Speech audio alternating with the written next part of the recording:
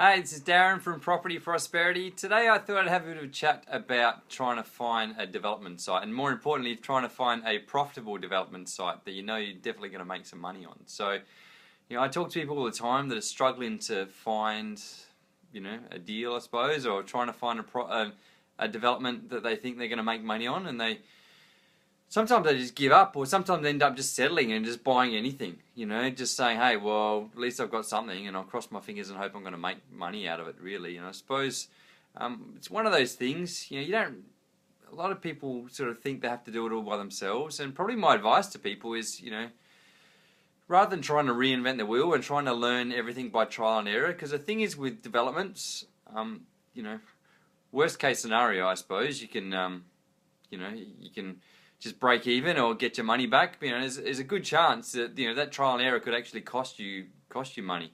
Best case scenario, probably you break even, really, and worst case scenario, you actually lose all your cash. And so the issue is when you're first starting out, more particularly when you're first starting out, is if you make a mistake and you lose your money, then it's pretty hard to get back to where you got to. And quite often, once burnt, twice shy, you're probably less inclined to go back and do it again. And so particularly when you're just starting out, that cash or that capital or the equity or whatever you're using to try and get yourself started, you've had to probably, save that up by sweat and hard work and trying to save up to get to where you want to get to. And so then if you lose all that money, then you sort of think, hey, how am I gonna do this all again? Can I go out and save up that money again and do the 5 or 10 years of saving to go out and do another development? So then I can give it all again. Because the thing is, you do learn by trial and error, but unfortunately, because it's so expensive to learn by trial and error as being a property developer, then it's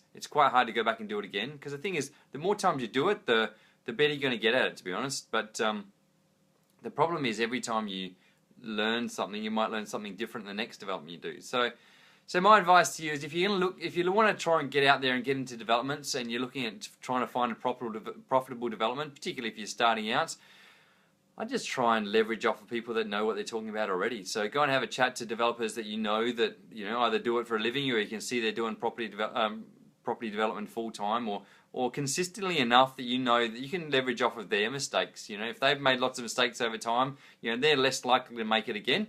And you say, hey, well, rather than me having to go out and make mistakes again, why don't I just work in with these guys and then use some of their skills and knowledge and experience, and then I can piggyback off of that, I suppose. So ways to do that: you either might do a joint venture with them. What you need to do though is to try and work out whether someone knows what they're talking about. Have a look at some of their past projects. Let them physically show you some of those projects. You can go out and have a look at them, but you can get on Google Earth and have a bit of a look, and they can talk you through it, so you can sort of see whether they can actually, hey, thanks for the like, whether they actually walk the walk, not just talk the talk. And I suppose that's the problem with the world of development, but property in general. I suppose there's a lot of people that can talk the talk, but whether they actually walk the walk is a different thing. So actually go out there and see what the numbers were and what the actual developments they've done, and just have an understanding of their level of experience. And again, you learn by trial and error. The more times you do it, the more experience you're going to build up. So if they've only owned one development, then maybe they haven't had enough experience to sort of learn by that trial and error. So you probably want to see they've done many, many, many developments, I suppose.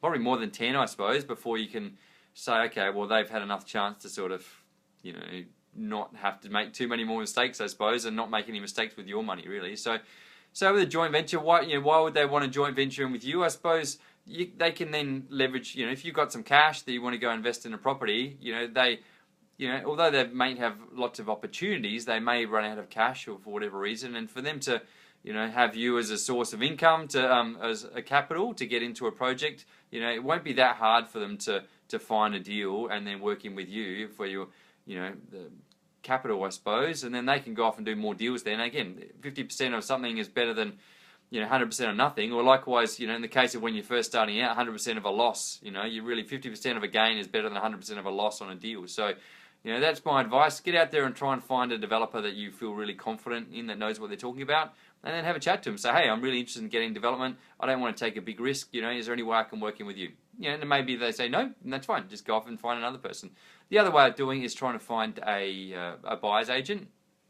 The danger with a buyer's agent, I suppose, is they're not necessarily a property developer, so they may be good at trying to find a property, which is generally most buyer's agents are real estate agents, because to be a buyer's agent, to go out and wheel and deal on a property and negotiate on a property on your behalf, you actually have to be a qualified real estate agent. Otherwise, you're breaking the law and you're going to get fined like $20,000. So that's the first thing. If someone's out there negotiating on a property on your behalf and they're buying it on behalf of you, or negotiating on your behalf, then they need to be a real estate agent. Otherwise, they're breaking the law, basically. If they're doing a joint venture with you where you're buying it together, then they can go out and negotiate on a property with you on your behalf, in the sense that you're going to work in together. But if they're buying it on your behalf, they need to be a real estate agent. They need to be qualified. So that's the first point.